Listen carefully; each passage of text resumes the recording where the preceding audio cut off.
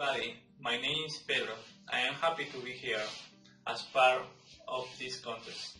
Okay, let me explain this.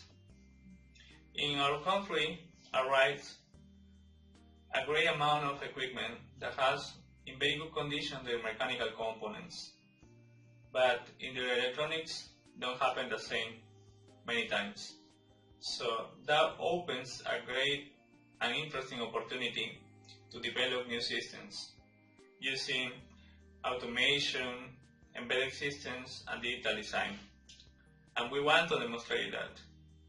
Don't worry, soon we will describe why we choose an FPGA like this to solve the problem we are going to discuss.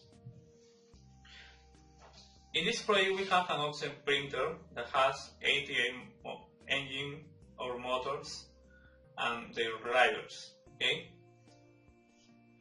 A control panel that has a lot of legs, a column of legs. And the problem was it was controlled by a programmable logic controller, or PLC from now on, okay? This PLC didn't work and the panel didn't work. And at the beginning we wanted to use the same components to recover the system. Unfortunately, it was not possible because the control panel cards didn't have their codes, so we couldn't use reverse engineering to use them. So we have a new challenge. We had to do a system. It was a great and amazing opportunity we had. So that's what we did. Okay, and what we did.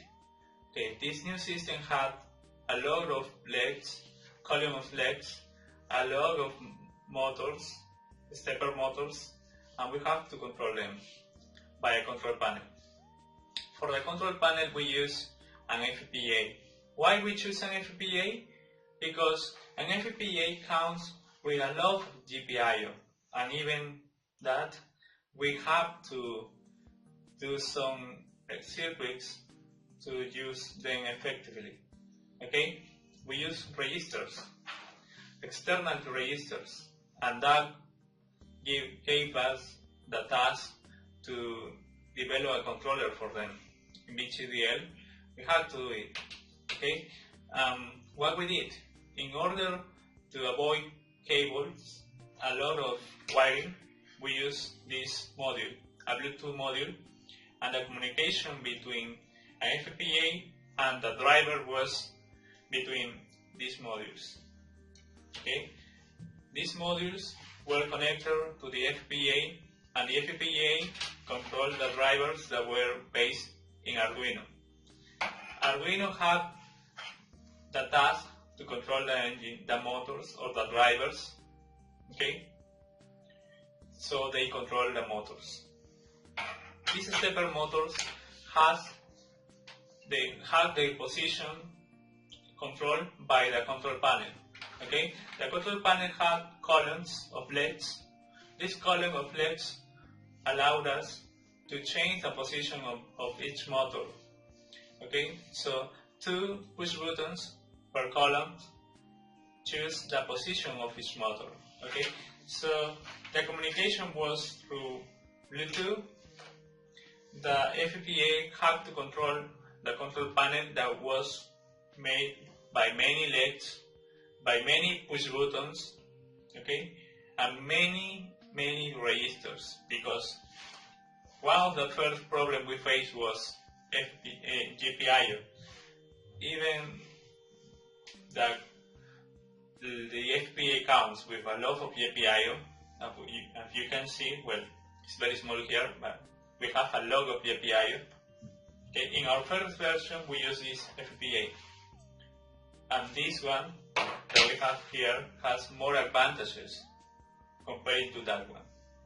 Okay, this one can be compared like one of these and one of these together, because it comes with a hardcore, and we can use an operating system to do even greater tasks. Okay, this was our core for the control panel. and this was our core, we can say, for all driver motors, and this was the means of communication, Bluetooth system. Okay, so that was the first problem. And the second one was, because we use external push buttons to connect to our system, we have to develop a debound system to avoid the bounce problems. So that debound system had to manage around 48 push buttons, because we have 2 per column and we have 22 columns. And besides that, we have 4 push buttons to choose each body, because this printer have 4 bodies for each color. Forgive me if I do any mistake, because my native language is not English. I'm doing a lot of effort to do this. Okay, so that was what we did.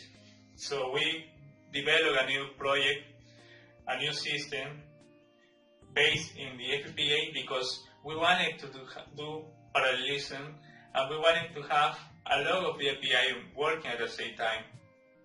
Okay, so that was what we did, and we want to demonstrate that we can do reconfigurable systems for any kind of machine. That was our goal, and we achieved that. Okay. Thank you for watching, and I hope you vote for us. Thank you.